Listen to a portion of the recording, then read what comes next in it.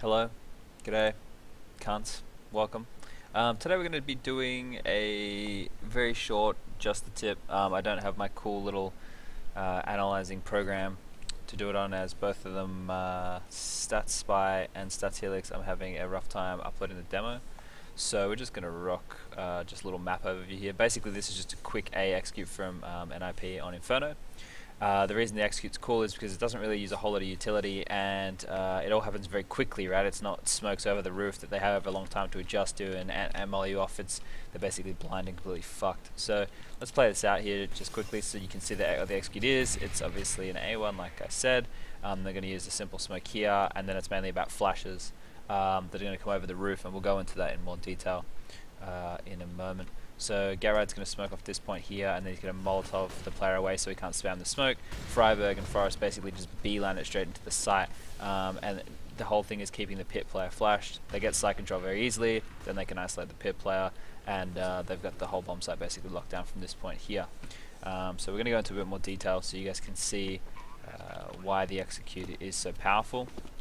The smoke that Gerard is going to throw, it pops very quickly, and it just seems like a normal mid-take smoke, right? So if you saw this smoke pop up normally from the quad side, what you'd be expecting is people just to be taking the arch side. It just happens very quickly. The flashes pop on over, and he's able to isolate the arch player with a Molotov.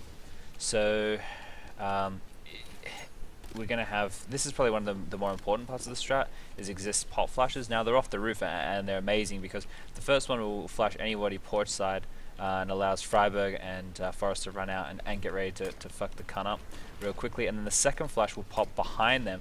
Now that's great because as they're entering up, if anybody picks from castle or pit, they're also going to be blind.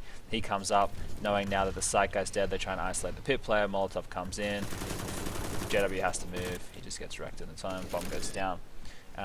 Draken's flashes as well are going to be used to isolate the pit player. So exist flashes are pushing him back to pit. As he's being pushed back to pit, he's now trying to step an angle. He's getting flashed again, and he gets pushed away and can't do anything about it.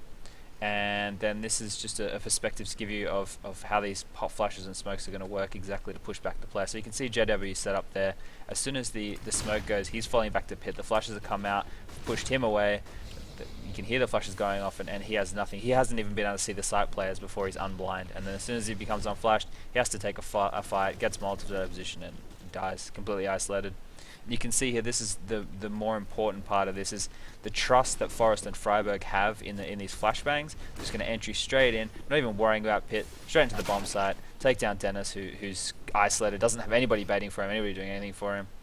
And it's just a nice, quick, fast execute that doesn't take a lot of utility.